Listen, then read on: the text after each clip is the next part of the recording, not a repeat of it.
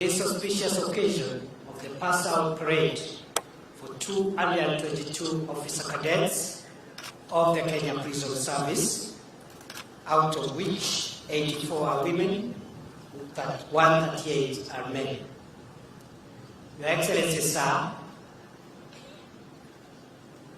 the future of our disciplined forces, including the National Police Service, the Kenya Police Service, the Kenya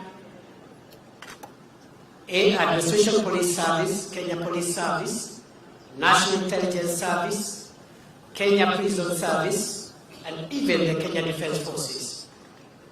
The future lies in a healthy mix of recruits who joined the disciplined forces regularly, through the regular program, and those also who join as officer cadets.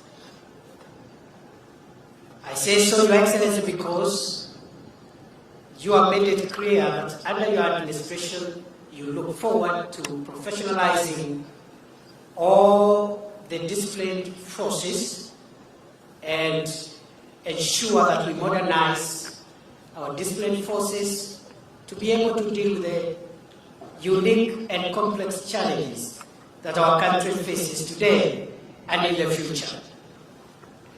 Therefore, the officer cadets who are university graduates bring in an input and a viewpoint that is important for that modernization and professionalization of the Kenya Prison Service. Your Excellency, I want to thank you for your leadership and commitment, through which on 21st December 2022, you appointed the Presidential Task Force on the reforms of the National Police Service, the Kenya Prison Service, and the National Youth Service. Your Excellency, sir, we have made our input to that task force which you appointed, hoping that the final product will help us implement the recommendations that will help us take our Kenya Prison Service and the National Police Service to the next level. Your Excellency, I want to thank you for 2 other programs that you're leading to support us, especially in the State Department of Correctional Services.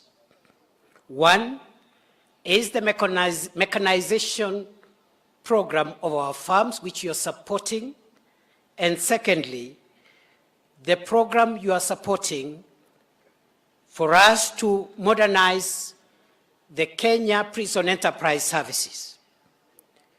We want to assure you with those 2 programs we'll be able to offer better services to the people of Kenya and to the inmates who constitute both those who have been convicted as offenders and those who are in remand awaiting trial.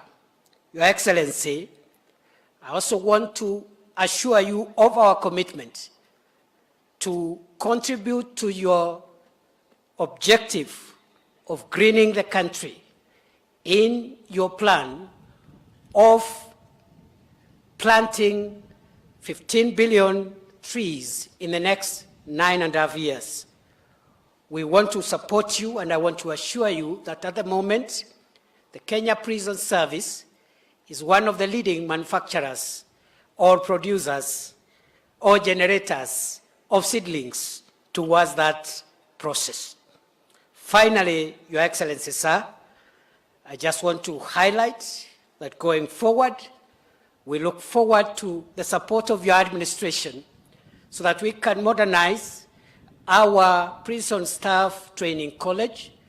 At the moment, we are able to accommodate the training of fresh recruits and perhaps the officer cadets.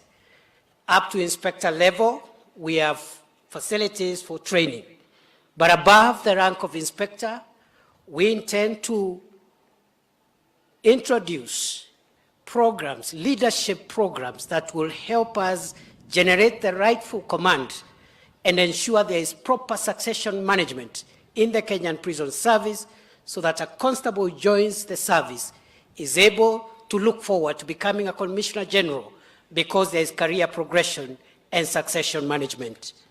I want to thank you once more for coming, and allow me, Your Excellency, sir, to now invite the Prime Cabinet Secretary of the Republic of Kenya, His Excellency Musalia Mudavadi, to say jambo and invite you on our behalf. Welcome.